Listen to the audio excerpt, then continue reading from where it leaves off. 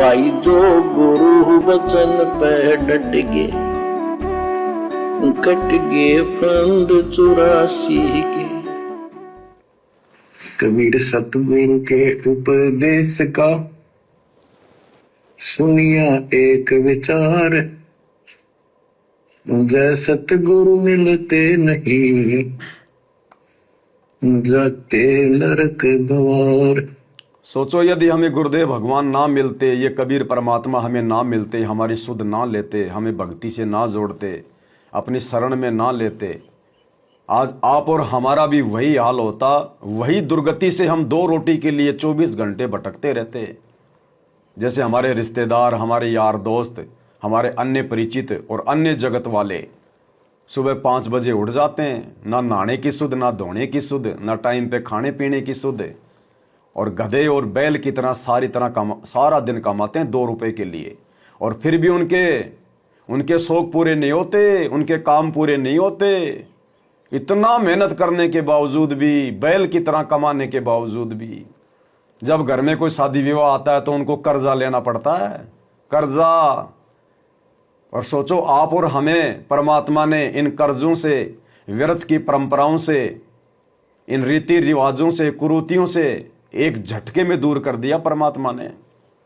हमारा 90% समय जो हम फालतू के रीति रिवाज निभाने में, परंपराओं के वहन में बैल की तरह कमाया करते थे, परमात्मा ने एक झटके में समाप्त कर दिए। तो वो समय अब हमने ज्यादा से ज्यादा परमात्मा की भक्ति में व्यतीत करना है, क्योंकि परमात्मा ने यदि हमें काल के जाल से निकाला है तो ज्यादा से ज्यादा समय हम भगत उनकी भक्ति में लगाएं। इसलिए तो हमने कुर्बान हो जाना है।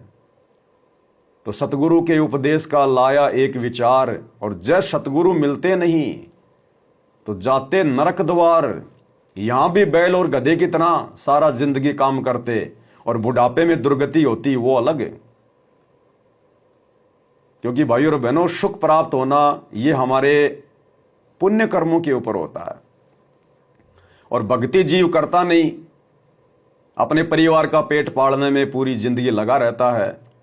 अंत में उसके पुण्य समाप्त हो जाते हैं और वो सोचता है बेटा बेटी मेरी सेवा करेंगे, पुत्र वधू मेरी सेवा करेगी।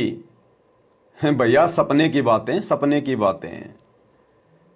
कोई एकाध आत्माएं ऐसी होती हैं, बाकी इस घोर कलयुग में 90% बुजुर्गों की, बूढ़ों की जानवरों जैसी दुर्गति है, जानवरों जैसी। आए दिन सोशल मीडिया पे देखते हैं आप और हम भगत भाई बहन। तो उनकी दुर्गति क्यों हुई? भक्ति के बिना।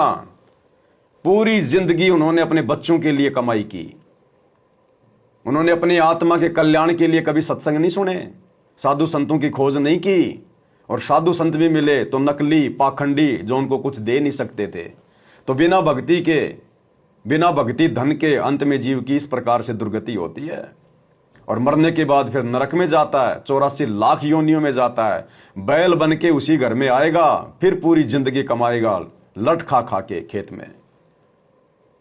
तो परमात्मा कहते हैं थोड़ा सा विचार किया करो कभी कभार कि आपके गुरुदेव भगवान ने आप लोगों को किस कदर इस महाकष्ट से बाहर निकाल दिया।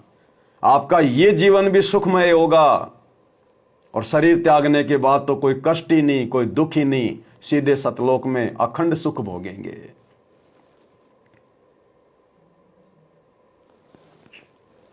जय सतगुरु मिलते नहीं जाते नरक द्वार। नरक द्वार में दूत सब करते खेचा तान, उनसे कभू नहीं छूटता फिरता चारों खाने। कबीर 4 खानी में भरमता, कबहू न लगता पार। सो फेरा सब मिट गया मेरे सतगुरु के उपकार।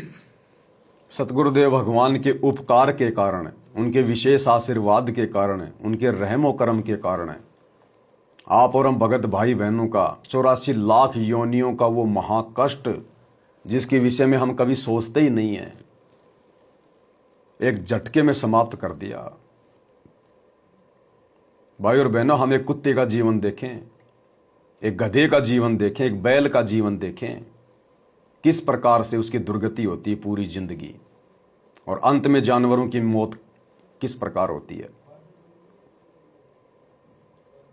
और पता नहीं कितनी बार हमने ये पशु पक्षियों के जन्म भोगने पड़ते अगर आज सतगुरु नहीं मिलते तो, क्योंकि हमारे कर्म इतने अच्छे नहीं थे।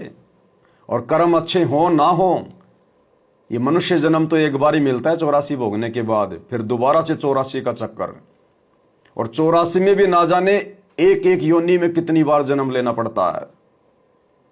ऐसा नहीं है एक बार कुत्ता, एक बार गधा, एक बार सुअर। गुरुदेव भगवान ने जैन धर्म के तीर्थकर महावीर स्वामी की जीवनी बताई ना, लगातार 20 करोड़ बार गधा, 30 करोड़ बार कुत्ता, कितनी बार बैल बना, कितनी बार हाथी बना, नपुंसक बना, ऐसे दुर्गति करता फिर ये काल एक बार 84 में ठोकने के बाद। तो जय सतगुरु मिलते नहीं, हम जाते नरक द्वार, और नरक द्वार में दूत सब करते खेचा तान, उनसे कबू न छूटता फिर फिरता चारों खान। चार खानी, अंडज, जेरज, श्वेतज, उद्भुज, 4 प्रकार से फिर इस आत्मा को अन्य योनियों में डाला जाता है। तो कैसी कैसी हमारी दुर्गति होती यदि आज हमें ये परमात्मा कबीर देव सतगुरु रामपाल जी भगवान आकर इस काल के लोक में नहीं संभालते तो। अरे किसी के घर में कोई शादी विवाह है, पैसे की कमी है, और गांव का यदि कोई साहूकार आदमी यदि उसकी मदद कर देता है 1,50,000 रुपए की, तो जिसकी बेटी की शादी होती है, जिसको मदद मिली है, वो पूरी जिंदगी उसके चरण धो धो के पीता है। अगर रात को 2 बजे भी वो व्यक्ति कह दे कि भाई मेरे साथ वहां चलना है, तुरंत उठ के चल पड़ेगा। क्यों? क्योंकि उसने मुसीबत के समय उसकी मदद की थी, उसका एहसान है उसके ऊपर।